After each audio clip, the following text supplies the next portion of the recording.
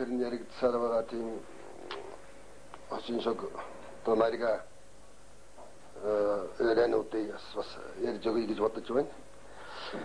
За Дамдын Сүрэнга нэг удаа зохиолтын хороондоор ирлээ. Анхан зохиолчд хоёр уулзчаад тэгээд сууж байхдаа нэг удаа тэгж байна. Би одоо намайг одоо 3 удаа төрийн шагналаа.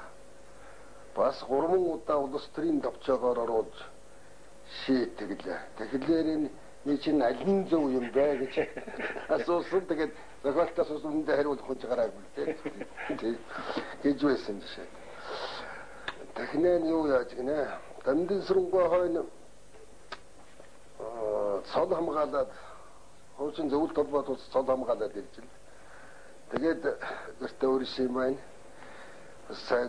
Зайлсан байгаа үз. Тэгээд тэнд бол гадам буга очсон байна л да тэр юун дээр. Докторийн дээр хамгаалаад. Тэгээд гадам буга тэгж гин таач одоо бод болчиход одоо гэж байна гэж. Тэгсэн Дамдын Сүрэнга тэр гэж тэгжээ. Гү тэр бод болчихлоо гэнэхэ богийн шилчин час хийсэд шүү чи би бод болж чи яваг болдог гэж яа. Тэгвэл богийн шил гэж сайхан хэд байдаг шүү дээ. Бодын шил гэж юу байх вэ гэж ингэж давсан гэж байгаа юм.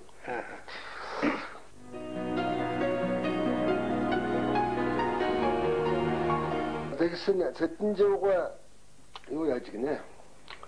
Арман бичээд Дамдын Сүрэнга уншуулах болж гинэ. Тэгсэн Дамдын Сүрэнга уншчаад Цэдэнжууга арман нэг. Тэгээд Цэдэнжууга арман авах гээд очисон Дамдын Сүрэнга хэлж байна гин. Гэхдээ чиний арманыг уншснаас 100 ташуур дуусан дээр байжээ гэж шоолсон. Темирхүү сонин юмнууд л яригд юм да. Эренчингугаас нэг хөдөөжих юмны нэг хүн асууж гинэ. Малын баасыг одоо арай боловсронгуйгаар ялгадас гэд нэрлээ ямар уу гэж асууж байна. Тэгсэн Эренчингуга хариуд нь танаа ямар ч баасд гэдэг сайд байдаг да тэр сайдыг одоо ялгадас гэх болж байна уу гэсэн. Ялгадас сайд. За тэгээ манай хорон мэдргээд зүзэг утсан ормондаа ингээд ормондсан лодоогоо бол үгээр дийлдэг бай тийм сонин хүн байсан л да. Лодоогоо.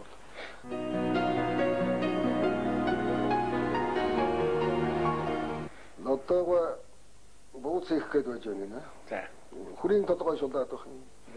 Тэгсэн авгаан санжид байгаа гэж өгсөн хажуугаас нь тэгж гол лодоогоо юм төргөлж үзээш ээ. Ч одоо яас их удаадаг юм бэ гэсэн. Лодоогоо хариуд нь үн шийдэж байгаа юм биш болохоор болохгүй л байж таг. Гэж хариулж байна. Эдгээр нь бол шулхаасаа төрүүлж гэж. Нэг өдөр зохиолтын хороондоор доорууг их царай муутай орж ирж гинэ. Тэгээд бүрүүдэржугаар өндөрөөд бүрүүдэржугаар тэр ярав нарийн зөвлөлд ярих байсан.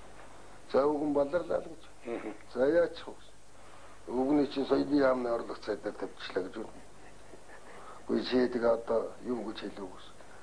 Задахгүй барихгүй гэж хэлв үү гэсэн чинь. Үгүй цаадвал чи юусэн үг хэлүүлдэг юм шууд л гар өргөл батчихлаа гэж. Доорыг одоо соёлын яамны орлого цайдаар. Тэгээд тавьчихсан.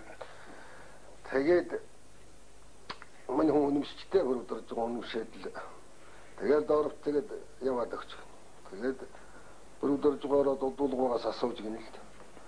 Сайд дооров чинь сайд болж юу гэж. Үүний сайд болж байна. Соёлын яамны орлого сайд болсон юм уу гэж. Хэн тэгж байна гэсэн. Өөрөө гэсэн чинь. Чи тэгээ үнэмшүү гэж нээж байна. Өөрийгөө явуулж ирсэн. Өөрийгөө явуулсан. 8 жингой гэж зохиолч байсан да одоо бурхан болсон. Удал дарга нарийн бичгийн дарга байлаа. Тэгээд нэг өдөр зохиолтын хорооны тэр би засах газрын тань цаашаа хараад арих шилээр нүүж үйж гин. Тэгдэл араас нь удал дарга ороод ирчихлээ юу ч харж. Тэгсэн чи манай хүн чи ордоос нь гоо 8 жин минь яасан тохгүй газар ууж явах юм дээ гэсэн. Тэгсэн чи манай хүн айсан давуулаад шилтэй гараа шидчихэйгүү. Тийм болж байсан. Манай өрөөнд ороод байхгүй.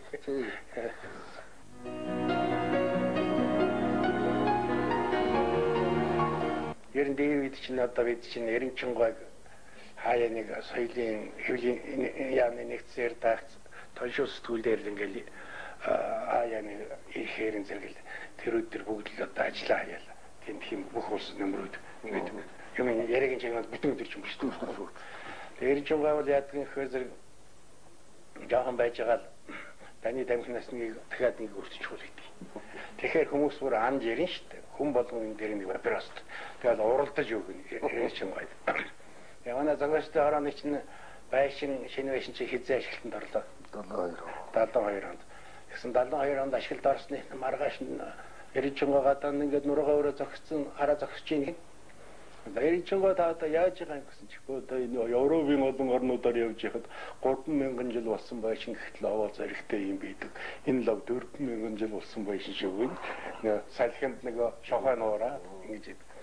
Эричинго ер нь тийм одоо цэцэн ухаан тийм ээ ний оч гэдэг юм уу да оройлол тэмээ тийм амархан сэтгэдэг ийм хүн манай нэг залуу зохиолч Годамжинтаараа Дэрэнчингойд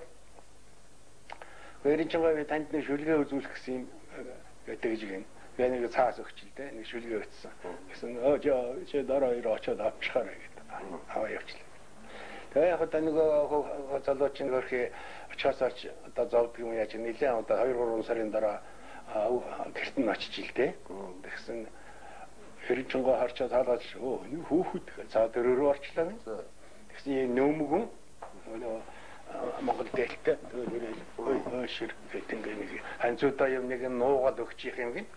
Тэгэхээр маа нэг энэ чигээр ваа өгч байгаа юм болов уу явсан чинь ойлоо цаас байна гин. Ингээ үдсэн чинь өөр юм шүлэг байх юм.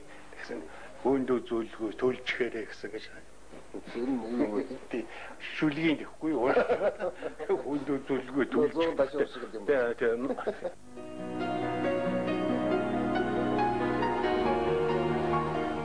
1950-ад оны дундуур Америкийн нэг албан судалдаг эрдэмтэн ирсэн байхгүй Монголд. Тэгээд Эричингойг сургалаад Эричингойд гэсэн уулын аманд тийм зослон байсан гэж.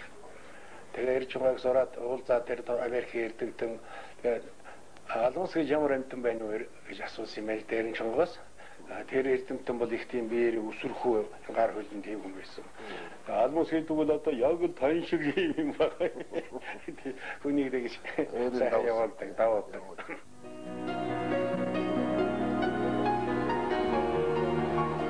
Самбал өндөгч юм хэдэг хөвгтэй байсан. Самбал өндөгч одоо хэд байт юм бэ? Шилдний мэдвэ. Тэгээ нэг удаа манай таншуулын дорчтой өдийн цайгуучид ирсэн юм гэлээ. Самбагийн тэгсэн самбагийн чи хааш дээр өгсөн чинь самбаганд очиж цайгаа дээр өдийн цайгаа дээр ямар шүү айлгүй гэсэн чинь орд дээр сандал шүүгээ бүгд дээр гурил илтгэсэн айлгүй би надад суух газар олдсон гэж хэлсэн юм хөрхий. Тэгээ би боддог байхгүй самбаа них олон хүүхдтэй байгаагүй хаа зүгээр харин нилээ сан геда иддэг гэсэн баг гэж боддог байхгүй.